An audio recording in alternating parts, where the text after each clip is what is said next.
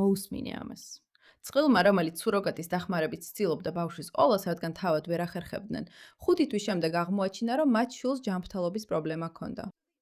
ამიტომ მათ სუროგატს მოსთხოვეს აბორტის გაკეთება, მაგრამ როცა მან უარი თქვა, გაიქცა ტეხასში, რათა ეს ბავშვი გაეჩინა. შემდეგ ისინი ბავშვზე მეურვეობას იღებენ და ეხა უჩივიან მას ფულზე. იმის გამო, რომ გაბედა და გააჩინა ის ბავშვი, რომელიც ეხა მათ ჰყავთ. გულისხმობ, რამდენად გიჟები უნდა გახდნენ ადამიანები. აი დეტალები. Westy გასულ წელს დათანხმდა სუროგატი დედა გამხდარ იყო კალიფორნიაში მცხოვრები წვილისთვის. ის ატარებდა მათი ბავშვს და ყველა მონაცემით ორსულობა სრულიად ნორმალურად მიმდინარეობდა დაახლოებით 20 კვირამდე. მაშინ ექიმებმა იმ ბავშვს, რომელსაც ის ატარებდა, იშვიათი, მაგრამ მძიმე გულის მანკი დაუდგინეს. ეს ისეთი მდგომარეობაა, რომ თუ ბავშვის დაბადების შემდეგ მალევე არ ჩატარდება ოპერაციების სერია, ის ვერ გადარჩებოდა. იმ მომენტში Westy ამბობს, რომ ტყუილმა მას აცნობა, სურდათ რომ აბორტი დაეგეგმა. ეხლა მშობლის პრეროგატივა ესეთ შემთხვევაში, ექსპერტების თქმით, სუროგაციის კონტრაქტებში ჩვეულებრივი რამაა. კონტრაქტი, რომელსაც Westy აღიარებს, რომ ხელი მოაწერა. მან პროცედურა რამდენიმე კვირით გადადო და ამ დროის განმავლობაში დალასის რაიონში იპოვა ექიმები, რომლებმაც წარსულში წარმატებით ჩაატარეს ასეთი ოპერაციები. მან წყვილს აცნობა, რომ სურდა მეგობართან ერთად დარჩენილიყო ამ რაიონში. დალასში გაეჩინა შვილი და ენახა, შეძლებდნენ თუ არა ექიმები ოპერაციების წარმატებით ჩატარებას. გულისხმობ, წარმოიდგინე ეს. ის ამ ბავშვის სუროგატია და იმდენად ზრუნავს ამ ბავშვს, რომელიც მისი არ იქნება, რომ მზადა კვლევა ჩაატაროს, მოძებნოს ადამიანები და ექიმები, რომლებიც შესაძლოა გადაარჩინონ და განკურნონ ეს ბავშვი, ხო ესეა?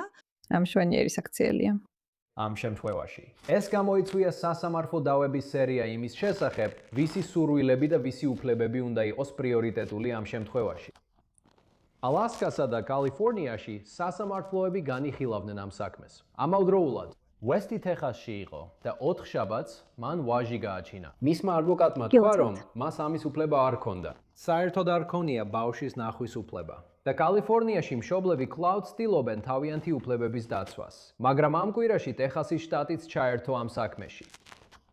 გენერალური პროკურორის ოფისმა მიიღო საგანგებო განკარგულება, რომელიც უზრუნველყოფს, რომ ტეხასის 2 საავადმყოფოში ექიმები ბავშვს სიცოცხლის გადამჩენ დახმარებას გაუწევენ. Westy-ს ადვოკატი ამბობს, რომ ეხლა Westy თავად აპირებს ბავშვის მეურვეობის მოპოვებას სცადოს. კალიფორნიაში მცხოვრები მშობლები ის ადამიანები არიან, რომლებიც საბოლოოდ ამ ბავშვის მშობლები უნდა გახდნენ და დროთა განმავლობაში მათ მიენიჭებათ გადაწყვეტილების მიღების უფლება ამ ბავშვისთვის. მაგრამ ამ ეტაპზე ბავშვის საკითხზე პასუხისმგებელია ტეხასის კანონი და სწორედ ის წყვეტს, რა მოხდება შემდეგ. კარგი, შეიძლება თქვა, რომ ეს ხალი ნამდვილი გმირია, რომ ორსულობა გაიარა და საერთოდ გახდა სუროგატი დედა და რომ ცდილობს დაიცვას და გადაარჩინოს თავისი ბავშვი, ამას სრულად უჭერ მხარს. მაგრამ მოდი ერთი წამით იურიდიულ მხარეზე ვისაუბროთ, რადგან სხვა თუ არაფერი ამ ისტორიამ უნდა წამოიწყოს საუბარი, სადაც ნებისმიერი სუროგატი, რომელიც გადაწყვეტს სხვისი ბავშვის ტარებას, მშობლისთვის წინასწარ უნდა ქონდეს სრული სიცხადე იმაზე, მშობლები აბორტს უჭერენ თუ არა მხარს, თუ მის წინააღმდეგ არიან.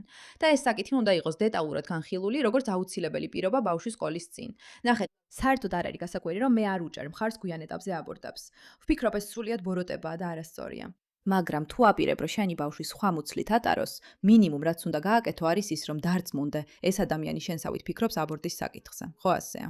მაგრამ ეს ხალი ნამდვილი გმირიან. მოდი მოусმინოთ მას, მის ინტერვიუებს და იმას რაც აქვს სათქმელი. საწყისში მე სამშაბათს უნდა გავფრენილიყავი. მაგრამ ეხლა როცა დადავდები ფრენა, მე სამსახურში ვიყავი და ჩემი უფროსი ძმა დღის განმავლობაში მესეჯს წერდა და უბრალოდ მითხრა, ჰეი დამირეკე, როცა გათავისუფლდებ. უბრალოდ რაღაცაზე მინდა გასაუბრო. და ასე რომ სამსახური დაახლოებით საღამოს 7:30-ზე დაუმთავრა და ჩემს ძმას დაურეკა. მაგრამ შემდეგ სხვათაშორის ის ამ ვიდეოში ორსულია, მას ჯერ არ გაუჩენია ბავშვი. დღის განმავლობაში უბრალოდ უთხრა, ჰეი დამირეკე, როცა გათავისუფლდები. უბრალოდ რაღაცაზე მინდა გესაუბრო. ასე რომ, როცა დაახლოებით საღამოს 8:30-ზე სამსახური გაუმთავრა, ჩემს ძმას დაურეკა. და მან უბრალოდ გამიზიარა, რამდენად არ სურდა, რომ მე ამის გადატანა დამჭირვებოდა.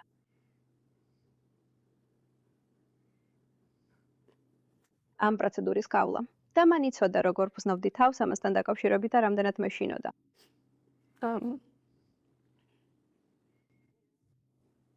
და მან მითხრა, რომ ესაუბრა თავის ცოლს და ისინი იშვილებდნენ ამ ბავშვს.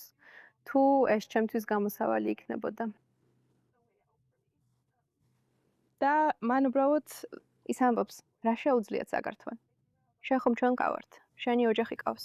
მათ შეუძლიათ სცადონ იმ ფულის მოთხოვნა, რომელიც შენ არ გაქვს.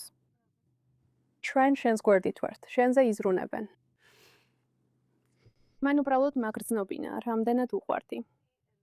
და რაც არ უნდა ამერჩია, ის აქ იყო, ის ჩემს გვერდით იყო. მაგრამ ამან იმდენი სიმამაცე და იმედი მომცა.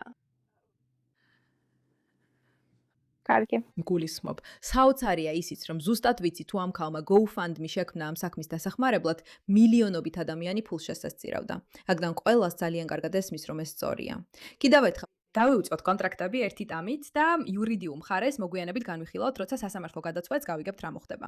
მაგრამ ეს ბავშვი უნდა გადავარჩინოთ და უნდა დავიცვათ და თუ ქალი, რომელიც ბავშვს ატარებს, მზად არის ამისთვის და იღებს პასუხისგებლობას, ხოლო მშობლებს მაინც სურთ ბავშვის აბორტი, ხო ასეა?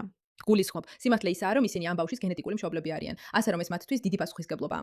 და სწორედ ამიტომ არის სუროგაცია ესეთი რთული საკითხი. მე არ ვარ მისი დიდი გულშემატკივარი, ვფიქრობ საოცარია იმ შემთხვევებში, როცა ეს აუცილებელია, ეს ნამდვილი სასწაულია და ღვთისწყალობა, მაგრამ ეს ბევრად უფრო რთული რამაა, ვიდრე ადამიანებს გონიათ. ერთი რამ რომ შეიცვალოს სუროგაციის ინდუსტრიაში იმის გამო, რაც თქვენ გადაიტანეთ და ჯერ კიდევ გადიხართ ამ პროცესს, რას ისურვებდით, რომ ის ერთი რამ იყოს? იმედი მექნებოდა, რომ აბორტის მოთხოვნა, რომელიც სავარაუდოდ უმეტეს სუროგაციის კონტრაქტშია თუ არა ყველა მათგანში, არ უნდა იყოს დაშვებული კონტრაქტებში. ვფიქრობ, ეს შეცვლიდა ადამიანების შეხედულებებს იმაზე, რომ საერთოდ ჩაერთონ ამაში და გადაუხადონ სუროგატს, თუ იგრძნობდნენ, რომ არ შეუძლიათ ქალს სთხოვონ ამის გაკეთება, რაც არც უნდა შეეძლოთ. როგორი იქნება შენთვის მომდევნო რამდენიმე კვირა და თვე, მაგენა? შვიდად ყოფნა და ეს ბიჭუნა, კიდევ ერთი თვე ან ცოტა მეტი ხანი მუცლით ვატარო და იმედი მაქვს, რომ მისი დაბადების შემდეგ მის გვერდით ვიქნები მის ბრძოლასა და ოპერაციის დროს. განა ეს არ არის საოცარი. კარგი, სხვათა შორის ნაშინ გილქარი და ომარ ახმედი. 45 წლის არიან ბავშვის მშობლები. მარკენა ვესტი 28 წლის და სწორედ ის იბრძოდა ამისთვის. და მარკენა ნამდვილად ანგელოზია. ბავშვი უკვე დაიბადა, დაუყოვნებლივ ჩატარდა სიცოცხლის გადამჩენი ოპერაცია ვესტის ბავშვს სახელად გაბრიელი. ახლა ის იმ მშობლების მეურვეობაშია, რომლებიც ასე ძალიან სურდათ მისი აბორტი. და სიმართლე რომ გითხრათ, ეს არ მომწონს. ვფიქრობ, ეს არასწორია. და უბრალოდ არ ვიცოდი რა გამეკეთებინა. თავს ძალიან გაჭედილად გქნოდი ამ კონტრაქტის გამო და მეგონა რომ ხმა არ მქონდა. მაგრამ სულით და გულით ვიცოდი, რომ ამ პატარა ბიჭის დაცვა მინდოდა. და მადლობა ღმერთს, ჩემი ძმა იყო. მის გულში გაჩნდა სურვილი, რომ დაერეკა ჩემთვის. და წარმომიდგენია, როგორი იქნებოდა, რომ გითხრან, აუცილებლად უნდა მოიშორო ბავშვი. თითქოს ეს სავალდებულოა. რომ უნდა მოიჩარო ბავშვი ორსულობის მეხუთე თვეში. და ნახეთ კიდევ ერთხელ ამბობ, ამ საკითხის იურიდიული მხარე სრულიად განსხვავებულია ჩემი შინაგანი გრძნობებისგან და იმ ადამიანებისგან, ვინც ამას უყურებს. რეალობა ისაა, რომ თუ ყავს სუროგატი, რომელიც მზადაა იზრუნოს, გააჩინოს ბავშვი, იპოვოს ვიღაცა, ვინც ბავშვს მიხედავს. ეს მაინც რაღაცაა, რასაც იურიდიული განხილვა მაინც უნდა მიეცეს. მესმის, რომ მან ხელი მოაწერა დოკუმენტაციას და არ ჰქონდა ამის გაცნობიერება და არასდროს უფიქრია, რომ 5 თვის ორსულობაზე აბორტის გაკეთებას თხოვდნენ. სიგიჟეა, რომ 5 თვის ორსულობაზე აბორტის გაკეთებას გთხოვენ. ეს სრულიად შეშლილობაა. ეს უკვე სრულად ცოცხალი, ლამაზი არსება ადამიანის სხეულში. არ მესმის, როგორ ფიქრობენ ადამიანები, რომ ეს ნორმალურია. მაგრამ ეს არის საუბარი, რომელიც საზოგადოებაში უნდა გქონდეს, რადგან თუ სუროგაცია ნორმად იქცევა, ეს ქალი ნამდვილი გმირია. იურიდიულად არ ვიცი, რასაც აკეთებს, სწორია თუ არა, მაგრამ ის გმირია, რადგან ყველაფერს აკეთებს, რომ ეს ბავშვი გადაარჩინოს. და ეს უნდა იყოს ის საკითხი, რასაც სუროგატებმა მინიმუმ ბავშვის მშობლებთან უნდა ისაუბრონ თავიდანვე. თანხმდებით, ერთ აზრზე ვართ, იმიტომ რომ არც ერთი ქალი არასდროს არ უნდა აღმოჩნდეს ისეთ მდგომარეობაში, როცა არ უნდა აბორტი 5 ან 6 თვეში. მაგრამ მშობლები ამას თხოვენ. როგორც არ უნდა იყოს, ეხლა მას უჩივიან, იმიტომ რომ მან მათი შვილი გადაარჩინა. შეგიძლიათ წარმოიდგინო, როგორია იყო ის ბავშვი.